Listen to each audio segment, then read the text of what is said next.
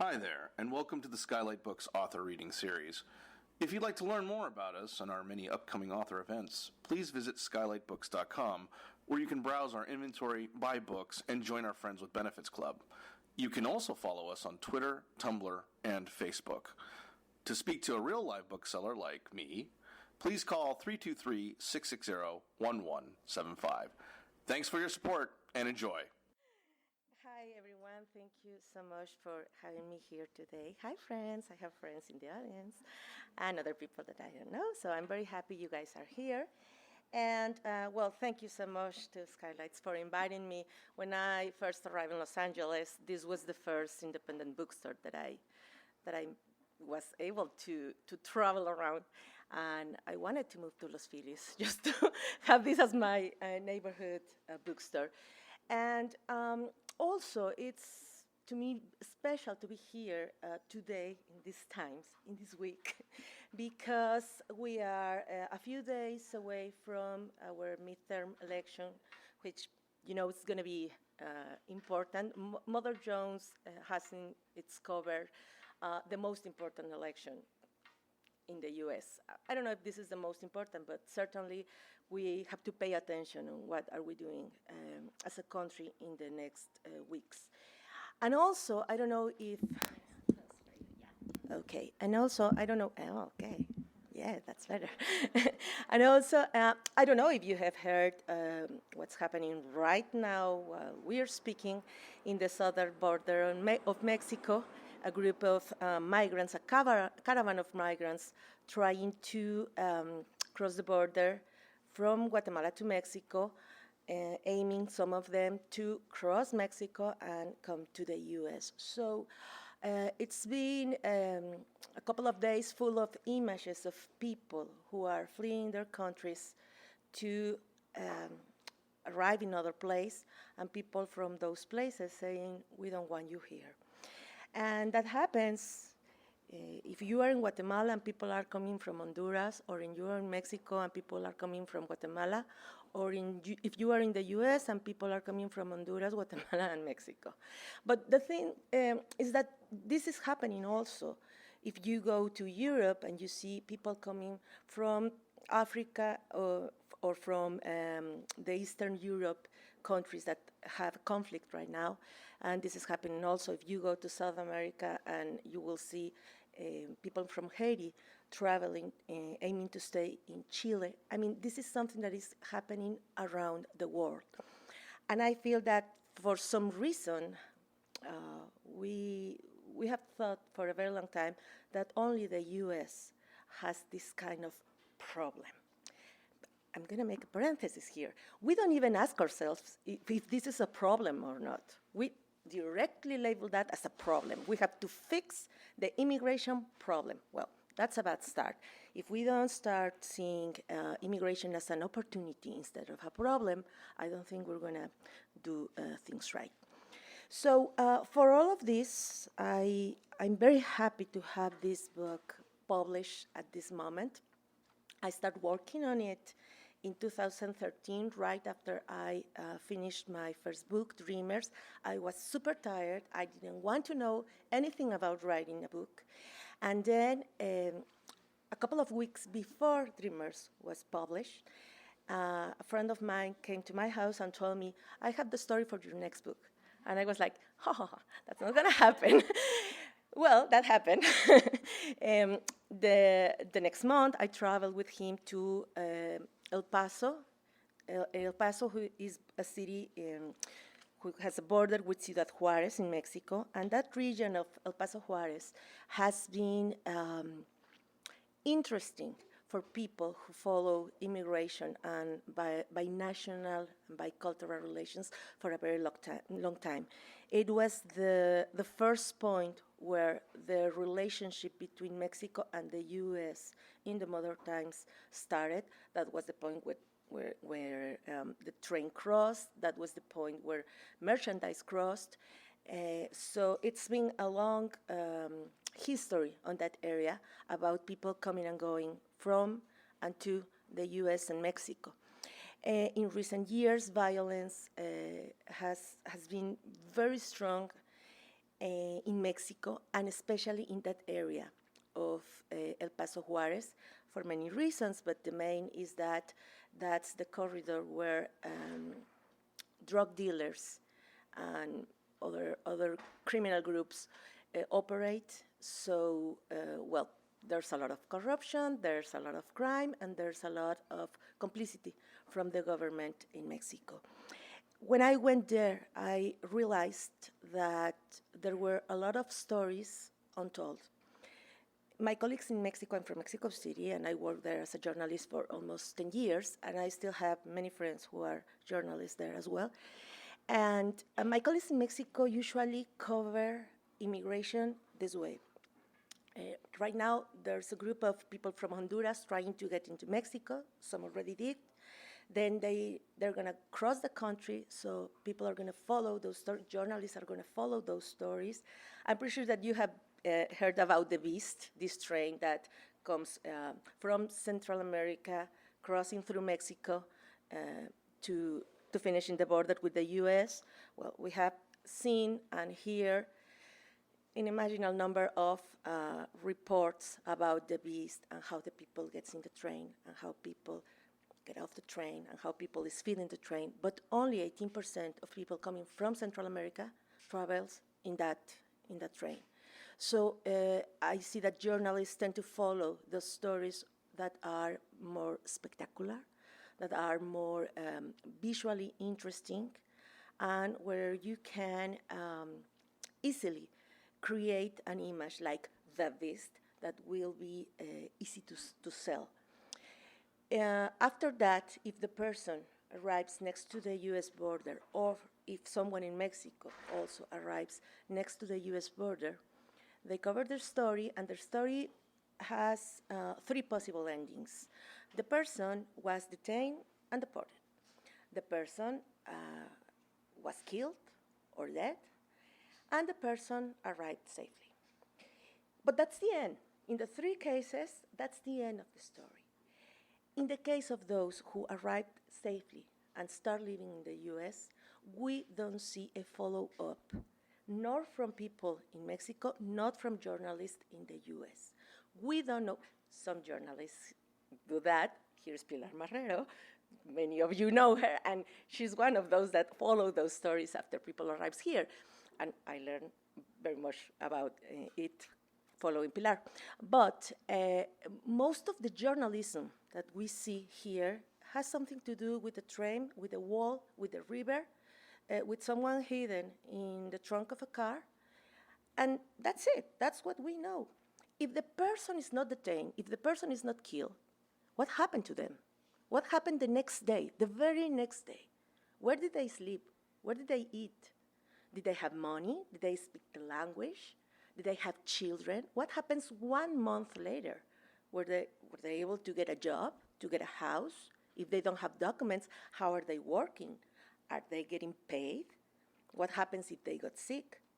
1 year later, what happens to those migrants? And, you know, they're among us. Their children are going to school with our children, and we do not think about them. So my way to realize that was to meet several families in El Paso who had to flee the conflict zone in Ciudad Juarez because they were threatened, because they had relatives killed, or because they directly were attacked and they just had to flee with the clothes on their back and nothing else. And those people were living there for 1, 2, 3, 4 months, 1 year, even 2 years, and no one would notice that these people were there and that they were going through really hard times, because it's different when you decide, when you take the decision to migrate for whatever reason you decide that and kind of plan that, and you have an idea of what are you going to do when you arrive to the country, than when you have to just run right now to the bridge and ask for asylum because someone's trying to kill you back in your hometown. And these families are going through that, and no one's paying attention to it. So that's the origin of this book, that at the end, it started with the stories of these people in Ciudad Juarez, El Paso, and I I returned several times in the book to that area, but at the end I expanded my area of interest, and I also speak a little bit about the people looking for asylum or refugees coming from Central America, a couple of stories from other countries. But my main point is, what's the criteria that the US is following to receive someone in this country? This country of immigrants, beacon of light, land of the free, has a criteria to allow people to come here.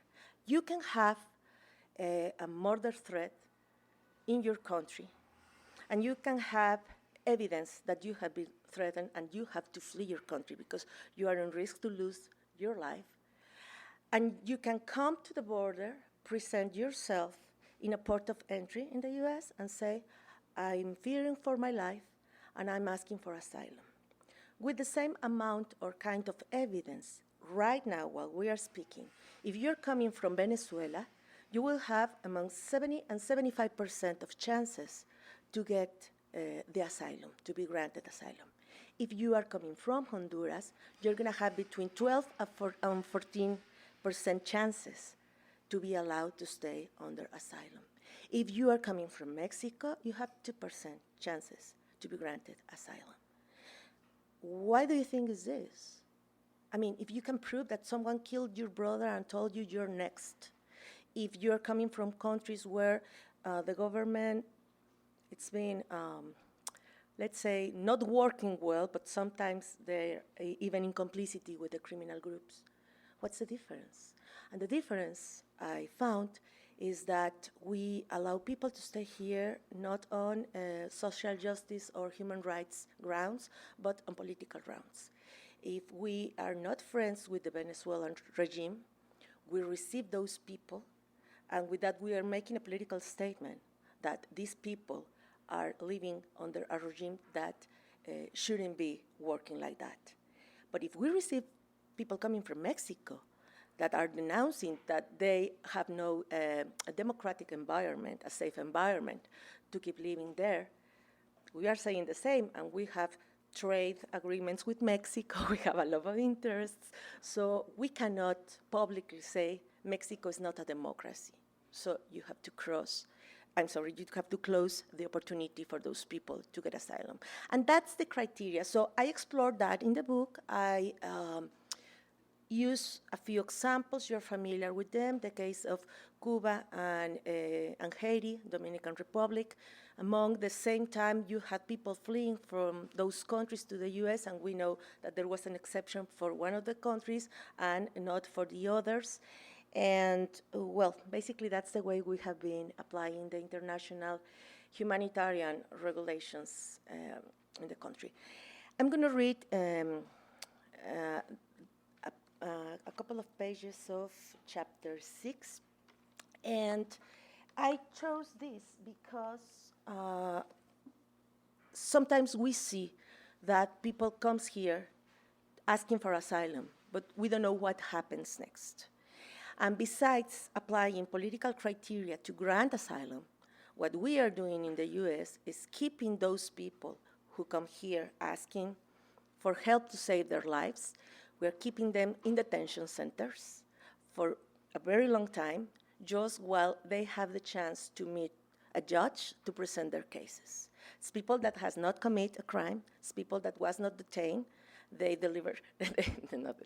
they presented themselves in the port of entry, and they say, I fear for my life, and I want to stay here. That's the case of Yamil Jauhar.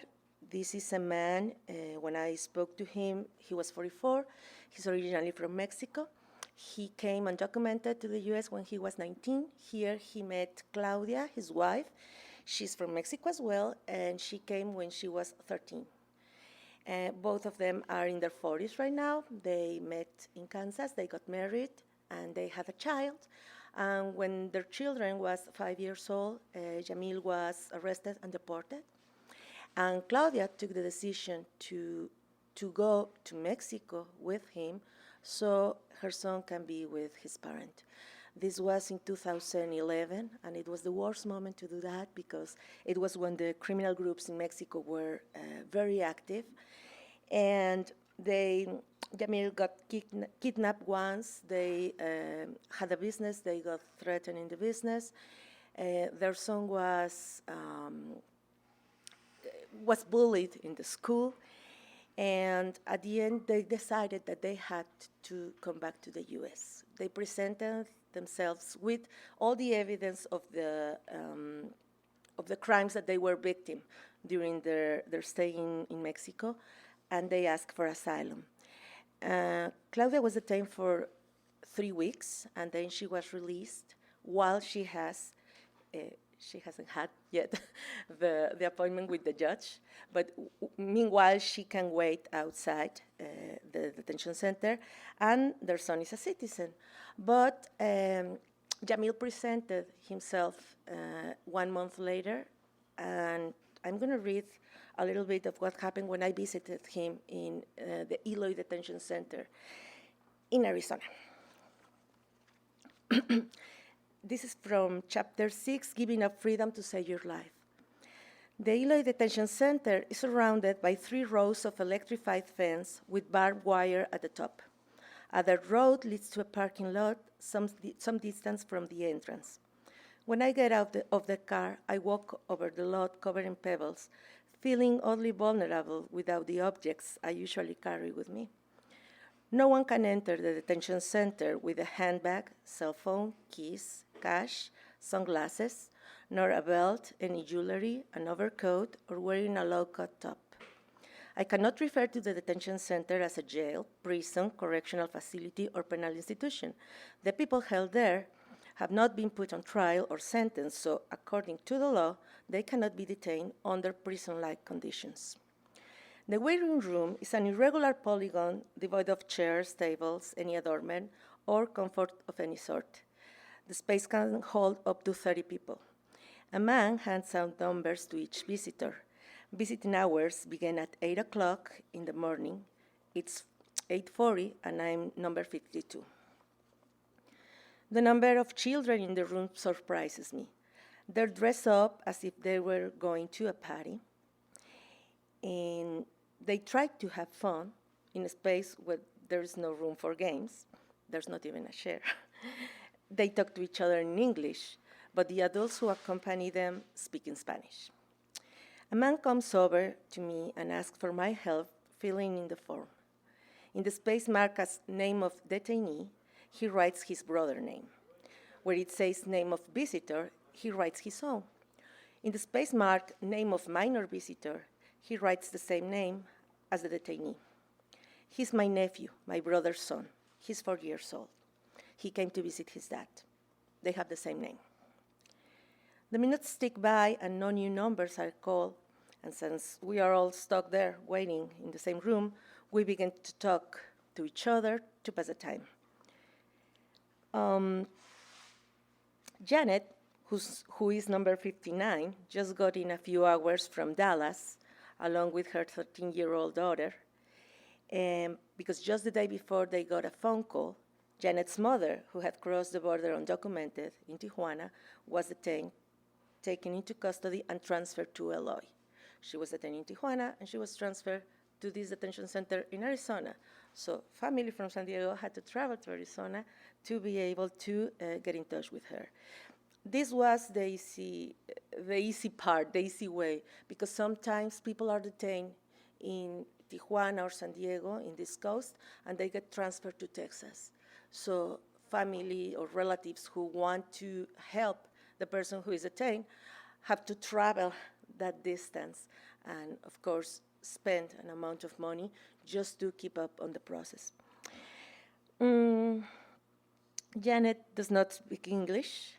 By law, she is supposed to be assigned an interpreter, but she doesn't dare to ask for one. So she brought her daughter with her to translate and to help her to use a computer, because soon she was told she would need to find a lawyer. There's another man, Juan Carlos, who left San Diego at 3 in the morning to get to Eloy by 8, and who has come to see his niece. We brought her so she could see her mother, he says, glancing downward. I look down, and I see a little girl with jet black hair, wearing a white and blue dress, smiling up at me. She's 7 years old. She's my niece's daughter. He tells me that his niece has been in detention for 5 months. Every year, the Corrections Corporation of America, CCA, this was the name of the largest company that manages prisons and detention centers in the US. And 2 weeks before Donald Trump took office, they changed their name to CoreCivic. So, well, in the book it's stated as Corrections Corporation of America. I'm going to refer to them as CoreCivic in the future. Well, every year this company receives $1.7 billion in contracts for operating prisons and detention centers. And still, in Illinois, they charge you for everything. You're not allowed to enter the visiting area with any cash, but there are vending machines. At the entrance, a visitor can purchase a card that costs $5, just the card. If you want to use it, you have to add credit on it. Juan Carlos asked me to help him to get one, because the day before his niece called him and asked him to bring money so he could buy a burrito for her from one of those vending machines. Can you imagine why they must be eating in here that would make you want one of those disgusting burritos? He asked rhetorically. 3 hours later, after passing through a metal detector, the visitors are shown into another waiting room. There, an employee shouts out the names of the detainees, and then through 2 more doors, 6 since the entrance, you get to the visiting room. Looking around the shoebox-shaped room, I spot Yamil sitting toward the back. His khaki uniform makes him look even thinner. His hair is cut close to his scalp and brings out his shining eyes like 2 blackberries. In Spanish, I say this como capulines. I don't know if someone knows what a capulín is, but that's the kind of eyes that he has. We have never met, but when I catch his eye, we recognize each other in this room with children wrapped around their father's necks, a young woman holding her boyfriend close, and 3 young men who take turns kissing their little cousin on the cheek. People who greet each other only with their eyes are the exception. Yamil stands up and smiles at me, and we sit down and get ready to talk. A woman in uniform delivers an ultimatum, 50 minutes.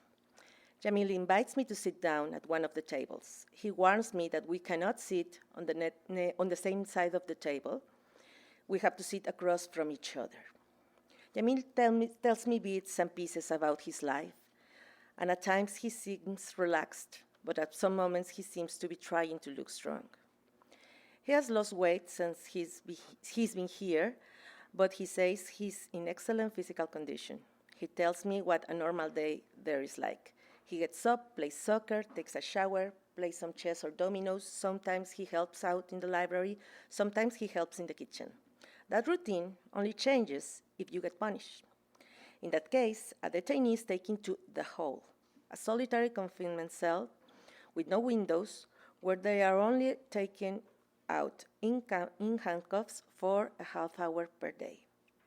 Once, he tells me, another detainee tried to start a fight with him, and Yamil got blamed for it. He was in the hole for 15 days. But it wasn't so bad. It's dark and it gets really cold, but you don't have to see anybody there. He told me. I'm the first visitor Yamil has had in 16 months, since shortly after he arrived at the Immigration Detention Center in Illinois. His wife and son came to visit him a week after he was first detained here, but because they live so far away in Kansas and don't have much money, they haven't been able to come back. So there are no kids clinging to his neck, no hugs, no kisses on the cheek, no impatiently looking forward to visiting day on Saturday for Yamil. In spite of it all, this 44-year-old man, originally from Durango, Mexico, is locked up here of his own free will. What would make somebody choose to spend over a year in a shared prison cell in the United States rather than live in freedom in Mexico? Hope, he answers quickly, so I can give a better life to my family, to my son, or just a life. Back there, something could happen at any moment. On January 26, 2012, Yamil was kidnapped by municipal police officers in Torreon, the city where he lived. He paid a ransom, lost his business, and later survived an attack from an armed assailant. His son was beaten up, and a year later, Yamil and his wife Claudia came to a decision. They had to leave the country. They left behind the little they still had. Claudia went first, and a few weeks later, Yamil followed, crossing the border, separating Mexico and the United States, and turning himself in to immigration authorities at the gate in Nogales, where he presented an application for asylum. That was 2013. I have one more paragraph, but I just want to tell you that I'm still in touch with this family, and they have moved the date for the appointment to present their cases to the judge 3 times. By now, the next available appointment to see a judge is in 2020. The good thing might be that they were allowed to wait outside the detention center, but they have no status in the country. They're living in this limbo. And if they present the case to the judge and the judge denies the asylum, they would be immediately deported. 5 sets of locked doors and a tall fence separate Yamil from life on the outside. There are 4 locked doors between the visiting room and his cell block. Even so, he says he's prepared to stay there for as long as it takes.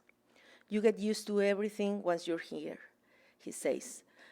You learn to see things in a different way, to be more tolerant with people, to be patient. He flashes a smile. His face changes totally when he smiles. His eyes shine even brighter, and the lines that form around his eyes give him a warm, serene expression. Yamil has the peaceful look of someone who knows the wait will be worth it. When I visited Yamil, he had spent 1.5 years there. He was released after 26 months.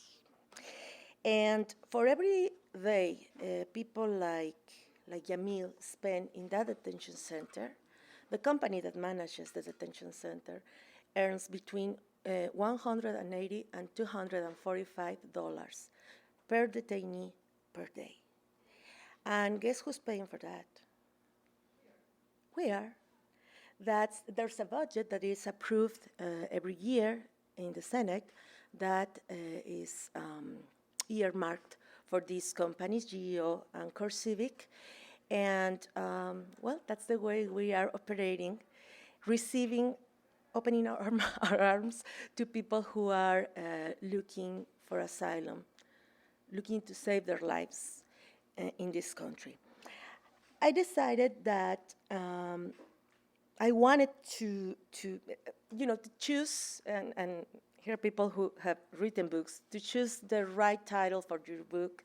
It's tricky because you have to feel comfortable with that because you wrote the book, but also your publisher has to feel comfortable, and there's also the marketing part that they need to sell the book. So it has to be something attractive, and it can get a little conflict. But when my publisher suggested we build a wall, I think the 3 parts agreed that this was a good title for the book, because all the talk about the wall that will not be ever built in the wall was on the media, and it looks like people really think that by having no wall, this country is receiving people, that people are coming here to live in peace, and that we are still that welcoming country that we were taught in the school and in political speeches.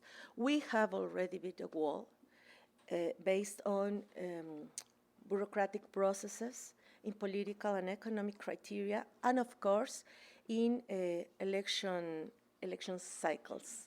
If you are having an election upcoming, like we have now, it's very likely that you will hear about immigration, immigrants as a threat, and invasion and crime coming from the southern border. Not the northern, but the southern border. So, I think this is a good moment. I was mentioning before that the White House is determined to promote my book, because every day they say something that is like, oh, I wrote about it. Look at the book. But to me, this is this is a way to add a little piece of information to a conversation that I think we all should have right now. What's the kind of country that we want to build, not the country that we have, but the country that we are building.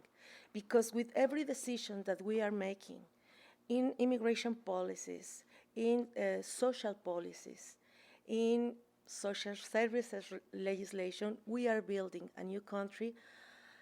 And I don't know if we feel comfortable being these people who detains someone trying to save their life for more than 2 years, so a big company can earn some money.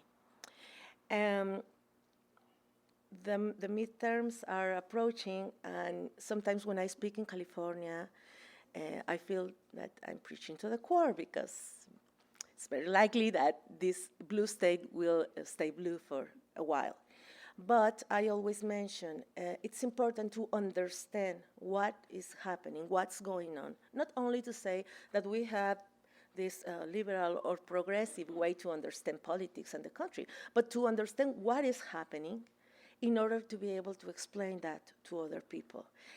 Someone yesterday, after the situation with the immigrant caravan crossing through Mexico, asked me, what can we do to help to change? And this response, and people don't like to hear this because they expect something like, let's do a campaign, let's do fundraising.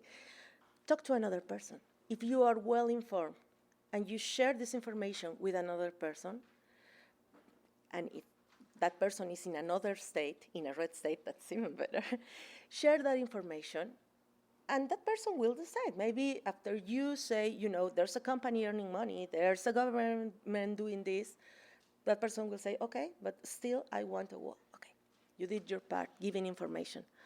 But if you can share your thoughts and this information with other people, and for some reason that gives them a different light, we will be the double in a very short time, just by talking to another person, every one of us.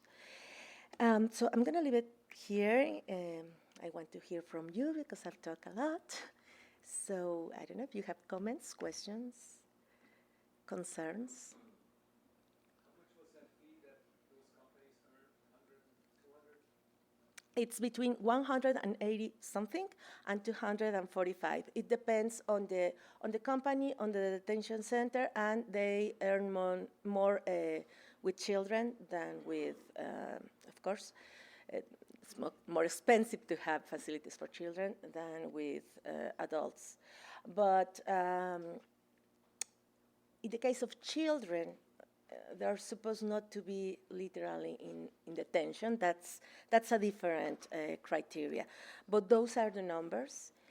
And the interesting thing is that, the detention centers have this budget to operate. They present an estimate budget, the Senate approves it, and they got their money. But then, once you are there, and that story is also in the book, they offer you, if you are a detainee, they offer you to work as a recreative way to spend the day. So you can either clean the kitchen or clean the restrooms or clean the bedrooms. And if you are allowed to be part of this program, which is 4 to 6 hours a day, if you agree, this is voluntary, they will pay you $1 per day. So, and this is, I asked why this was happening, and there's a memo, a legal memo in the Department of Homeland Security presenting this proposal for people to have this recreative activity while in prison. The irony here is that some of those people were taken there because they were arrested after they got them working with no papers in the US. Then they take them to the detention center and they can work for $1 a day. So they can buy a burrito after 5 days. But yes, that's the thing. You can Google Core Civic or GEO. Those are the largest companies that are working on that. And it's also very interesting that both of the companies were having a rough time at the end of the Obama administration because, as you know, both immigration numbers and detention numbers were lower by the end of the Obama administration. So the contracts that these companies had were revised and they were reconsidered if they were going to have the contracts again or not. But during his campaign, Donald Trump assured that the contracts will be renewed because we needed to expand our detention centers in the country since he was going to detain a lot of people. And then if you look at opensecrets.org, which is an organization that follows the money, the election money, you can find that both of these companies made donations to the Republican Party and the Trump campaign in 2016. So follow the money, and it is there. How do you, as a writer who immerse yourself in this and get, know the truth, how do you stay positive? How do you keep going? Okay. Particularly with this book, I had a conflict after the first year reporting because the stories are very, very hard. And people start talking to you, and these are people who flee. Many of them don't speak English, so maybe he fled. I started the book with the story of a family. They were 10 siblings, and they start killing one by one. And when I talked to them, there were 4 of them alive, and the mother in El Paso. Can you imagine the kind of trauma that you have, and you have no one to talk about it, and you don't speak English? So once you start talking to them, they talk and talk and talk and tell you some details that you really don't want to know. I have one of the interviews, and it lasts 5 hours. And I was not even able to transcript all of the interview because it was crazy.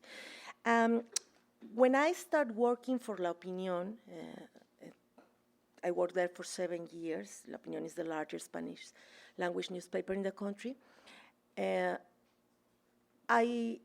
I felt that you have to take care of yourself when you're covering these stories. Pilar is here, but then you had a newsroom, and you were able to go back to your colleagues and talk about the story, and that used to help a lot. Especially with Pilar, I recall that once we were talking about when the Venezuelans were demonstrating. Do you remember? And we had people there from Cuba, from Puerto Rico, from El Salvador, so we were able to share what we were feeling and to learn a little bit more in order to tell the story in a fair way. But in the past 10 years, we have had a crisis in media, and we don't have newsrooms anymore, actually. You report, go to Starbucks, send your article, and you don't have this kind of environment that allows you to talk and kind of heal, to share. So when I started working on this, I was a freelancer. I quit La Opinión in 2011, and I realized that I was not talking to anyone about this. So I was just holding everything, so I had to stop 1 year, and then I retook the book. I didn't want to, but I felt that I had the responsibility to do it because these people put their lives in not in my hands, but in my recorder. And I felt that it was fair to publish the story. And, well, I don't regret it because at this moment, for some reason I didn't publish before, and at this moment it's like, oh my God, all of that is in the book. But it took me 3 years to report all of these cases, and now we are seeing all of these cases in 3 weeks. This has become crazy. In the previous administration, how long was the process for a detainee to be in? All of the cases that I mentioned here are in the previous administration. The book was finished in November 2016, and then Trump won. So my publisher gave me the thing back, so I had to add certain things. I add a couple of texts, but all of the cases were like that during the Obama administration. I think that's important because some people not only outside the country, which would be understandable, but inside the country as well, think that all of this started with Trump, that Trump has changed things. Trump has not changed anything because he can't. He has tried, and either the Supreme Court or the other courts or the Congress has stopped him. He was not able to take back Obamacare because the Congress did not allow it. The Congress did not approve either budget for the wall or budget for hiring new Border Patrol agents. So, and well, of course, other things, the Muslim ban, taking away DACA, taking away the TPS, all of that. I mean, I think never in the recent history of this country we have had this kind of test for the checks and balances system. And so far, I think we are passing because the courts and the Congress have been, a way to keep the White House in line in certain topics. I don't know if that's going to happen after November, but that's the situation right now. So what I always say is Trump is using a system that was already there, that has been there for a very long time. And the difference is that he's using the system in a cruel way. He has shown cruelty while using the system. But the system was already there. The tools were there, and he is using them in a very nasty way. But if Trump leaves, I mean, he will leave, but we don't, we hope so. He will leave in 2 more or in 6 more years, but he will leave. And when that happens, the system will be there if we don't change it. That's what I'm trying to point to with some parts of the book, that we really need to understand that this is the way we built the immigration system. It's not that we have a broken immigration system.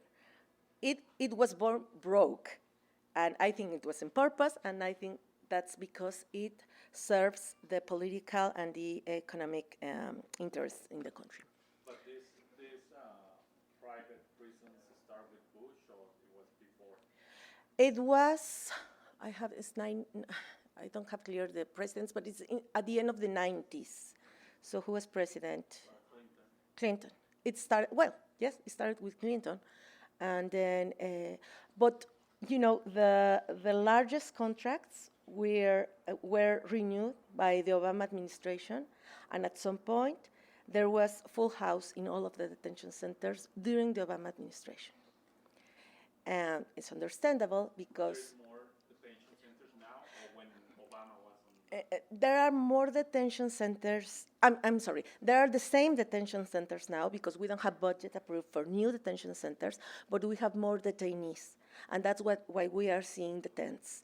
The other thing is that we have more detainees, but they are not staying that long. They are releasing them because they don't have the facilities to hold them.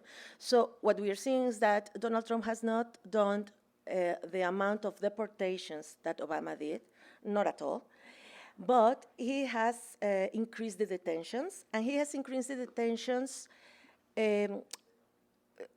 of people who are already living in the country, not people who are trying to cross. That's the number that has increased, and I think that's strategy to intimidate the communities, to send a message. He has not been able to present something as a result for his constituency, the reason that I mentioned before. So this operating in communities, arresting people who have lived there for a long time, it's a way, to just put that fear and that message out there. And well, we'll see what happens in November. I don't think the budget. I don't think we have extra budget for the detention centers because that has to be approved in the budget, in the annual budget, and they had to have a special measure approved in order to have more money. So I have not. I mean, you mean in these recent months, right? If during the Obama administration there were low number of detainees, probably these companies were making less money. Oh, okay. Here's the thing, and also it's explained here. When they had this arrangement with the government said, I don't remember what's the name, but it's some kind of guarantee that they will earn at least certain amount of money. So the budget approved for those detention centers is around, I don't recall the exact number, but it's here, around 90% of capacity. What they would earn if the detention centers are at 90% of their capacity, that's the money they receive. Either they have it or not, that doesn't matter. But when you see that they are detaining and detaining, it's because they have to maintain those rates in order to keep the budget for the next year. That's why Obama was considering to cut it, because we had empty detention, not empty, but half-empty detention centers, and we were still spending the money. Yeah, no, they thought about it. With what you're saying in your book, when you're talking about Obama, Clinton, and now Trump, so through these administrations, whether they're Democratic or Republican, Yes, sir. and we're not getting better, but possibly getting worse, what are you seeing as far as the possibility of hope, as far as changes for these policies that have been long institutionalized Yes. for us in this country? Is it through the Congress, the U.S. Congress, through the U.S. Senate? Is it the new president? I mean, where is the legislation being proposed, and who's bringing this forward with what you're saying in your book? Here's the problem. Yes. Well, what's the solution? Yes, and you are right. I don't think this has anything to do with political parties, Democrats and Republicans. I mean, it's the system, and if you are a politician, you are part of that system, and you are benefiting of this in one way or the other. I think the only way to start looking for an alternative for immigration is through the Congress. We need to change the way we receive immigrants, we treat immigrants, and we incorporate them to our communities. And to me, but this is my personal opinion, an immigration reform is not something that we graciously are going to give to those immigrants, but it's something that we really need. After my years covering immigration, I truly believe that immigration is not a problem. It's not only not a problem, but the solution for many things in this country. We can see that in the fields. We can see that in certain companies.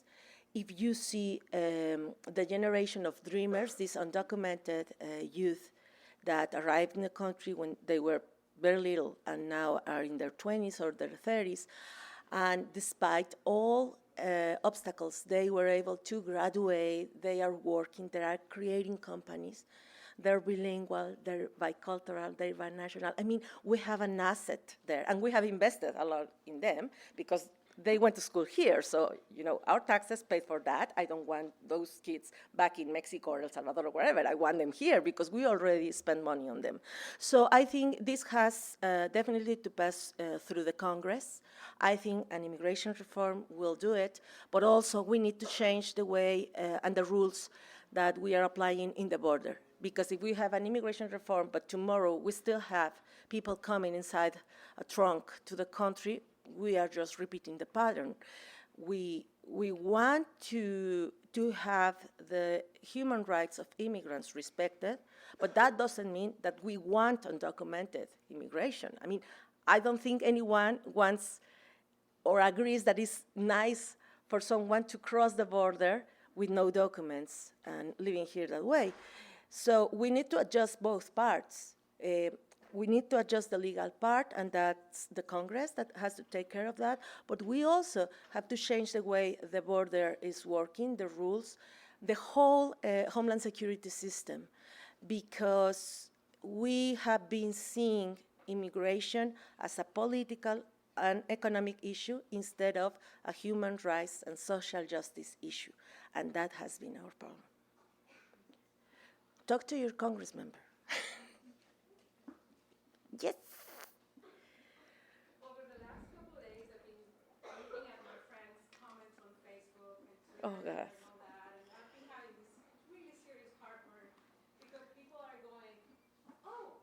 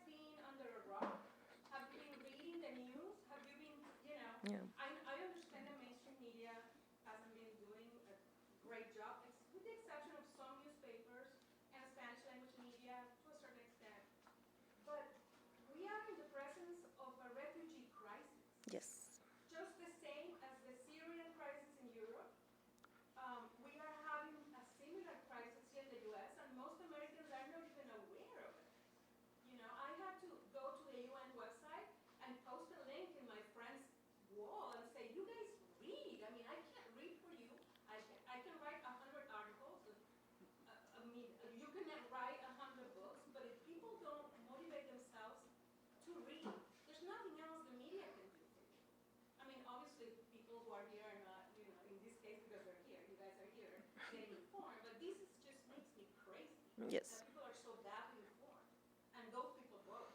That's the worst part. And you know that thing that you mentioned, I've been hearing and reading, coming from my friends in Mexico. There's a feeling in Mexico that this was, well, it's horrible. The comments there are horrible, horrible. All of those who were infuriated by the way the American government were separating children from their parents now don't want any of those guys across the Mexican border. So it's like, okay, your morals are kind of tricky. But also, I was what you just mentioned. There are some people saying, you know, this was paid by Trump, so they can create this scene to provoke that people, that Republicans, that conservatives, go to vote on November. And I was like, I don't know, but everybody's kind of, you know, it's like, can it be? I mean, I'm Mexican. I know anything can be, but I mean, that's why don't trust me on that. What's funny is I read to your counterpoint that Democrats are paying. Really? So, you know, sound bites are everywhere. But just as she mentioned the Syrian people and others that flooded Europe, in a way, we had a hand in causing that. Because why are these people leaving the homes for goodness sake? Because we mess up their Yes, sir. in Middle East, in South America, and now we're involved again in Venezuela, we're involved again in Nicaragua, Katie. and a host of other countries. So we mess up their homes, and then they end up coming here. Yes. Yes. In some instances, we're not allowing them to return to their countries to rebuild, like in Syria. Because the Syrian government wants their population to return so they can rebuild. Mm-hmm. But it's becoming hard for those people to go back, even though they're not welcome where they're at. Mm-hmm. Yes. So politics.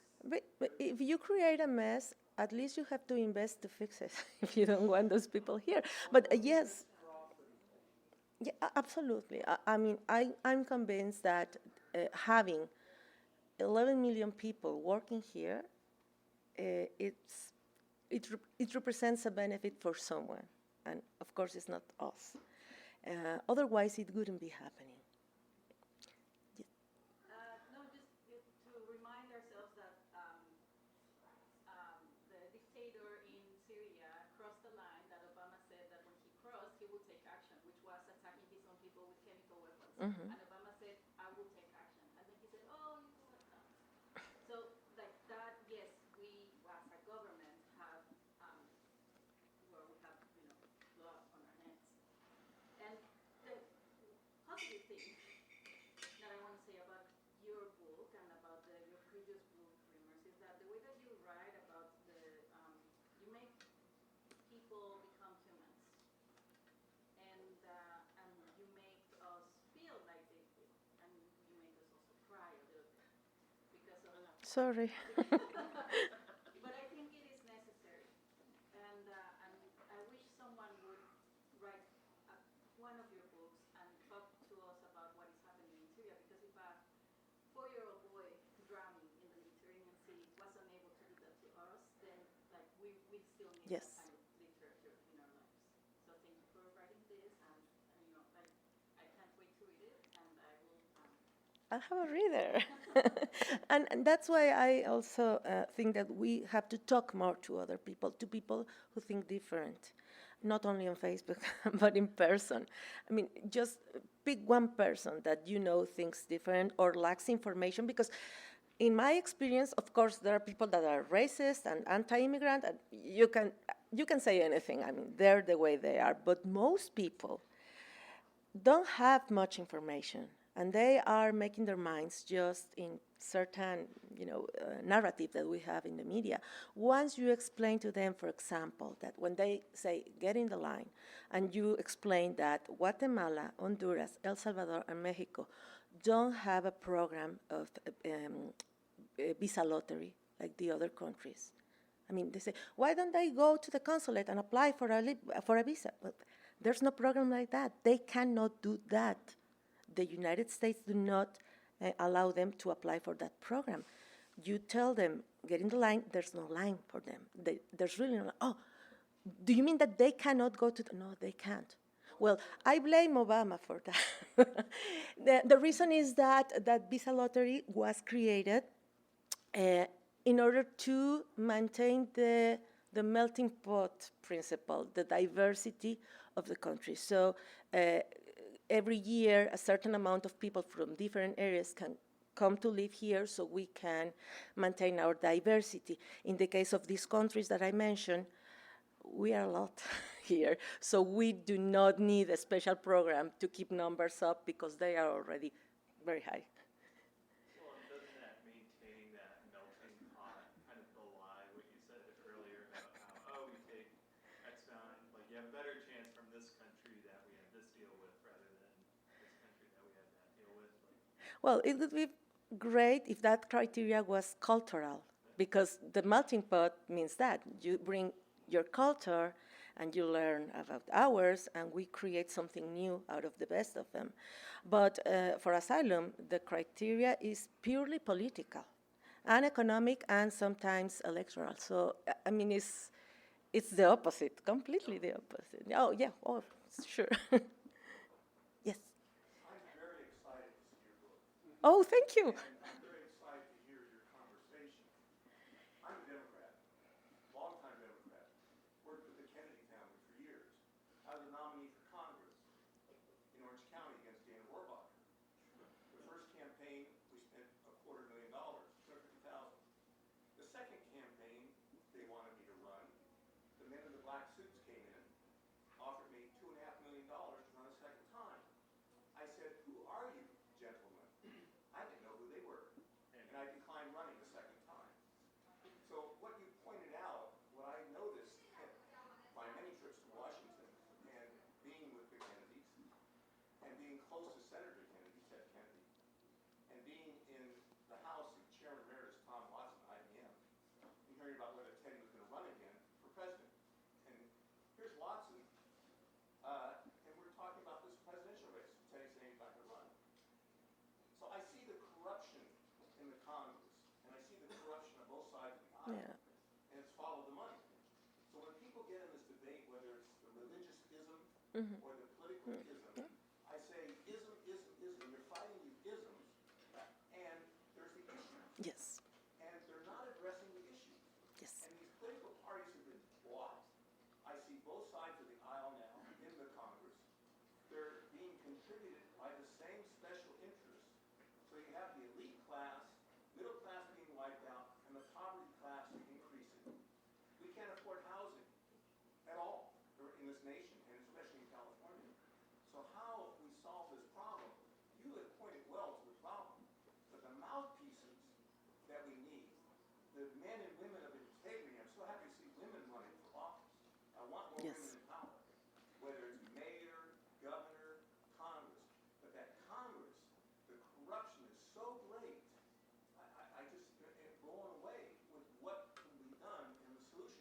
Like you said, this problem has been through Clinton, through Obama, Yes. and now we got Through this Bush. Trump guy, who is the worst that I've seen Yes. in the White House, the worst ever. But we still have the policies that are saying the bureaucracy in Yes. place. Yes. The changing of that and changing of the guard. I look at the little Joe Kennedy II in the Congress. Yes. And I know Joe, and I know Kathleen and all the other kids. But, I'm just so upset that I'm so frustrated because I'm trying to do something.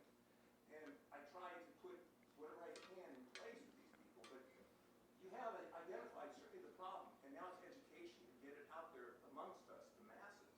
But then to have those spokespersons for us, that's our problem.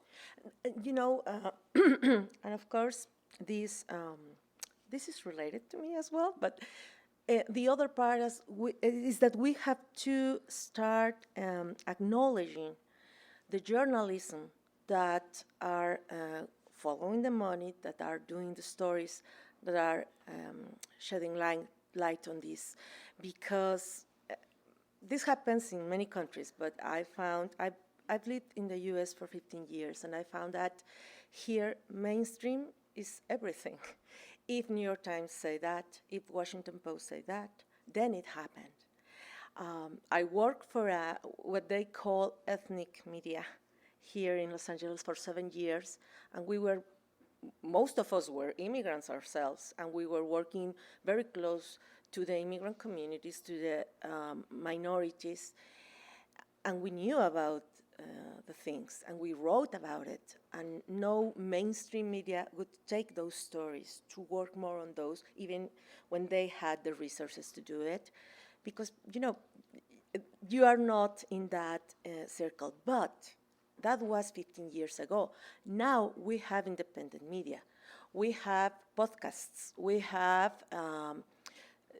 digital media that are being created not by receiving money from Target or Volkswagen or Chrysler, but by receiving money from foundations or crowdfunding from the readers. I think that's the solution, because if you are in Congress and you have a spokesperson, that person can go to the mainstream media as usual, but if you have an independent media and you do not depend economically from them, then you have the chance to keep talking. But we have to understand that we need to pay for the media that we deserve. We need to pay for the journalism that we deserve.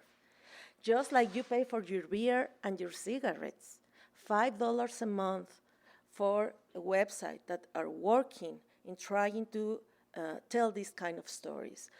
$5 a month. Pilar just opened a podcast. Listen to it. She has a lot of experience in politics and immigration. How much do you need for each person monthly? 1,000 people, $5 a month? Would that make it? How much do you spend in beer every month? So we have to make ourselves responsible for the kind of information that we want, and we have to pay for what we deserve. If you don't pay for information, you get Fox News. Are we done? Okay, one last question over there. Well, along those lines, I think a big reason people don't pay is because it just hurts to watch the news. I know. It hurts to pay attention. It does. When I really paid attention, and the more I read the paper inside and out, you get sad, you get depressed. Life is shitty enough. That's true. You have to create a combo. The media and the beer. So now I'm paying, like you said, $5 to be even sad. To pay even more. Oh my God. You understand what I'm saying? Am I the only one saying that? So you're not buying the book, right? You're not buying the book because this is going to make you really sad. On those lines. Secondly, Yeah, no, I understand. you mentioned some people say, why don't these people just get in line and all that stuff? And you say there's no real system for them to get in line too. But there's a lottery system that's divided up amongst different countries all over the world. How do people get in that lottery system? They go to as far as I understand, they go to the consulate and they, I don't know, get a number, a form, or whatever thing, and they have a cap for each year, and they literally do a lottery. And But if you are I picked, believe these last 2 years they minimized. yes. Like to the bottom, like enough. But still, I mean, the numbers are meaningless. It's just to keep the forms and to still be able to call ourselves the melting pot. But if you see the diversity numbers in the United States, because we think that, we are so diverse. Well, that's not true. We have Latinos and we have Mexicans in a very high rate, and then other people come. If you see Canada, for example, they have a lot more diversity than the United States. There are a few countries that have received people from other countries in recent years, and they are very diverse right now. We are not even that diverse. And I'm talking about ethnicity and race. And country of origin. Let's not think about religion or ideology. Are we done? No, thank you guys for coming in a Saturday. Thank you.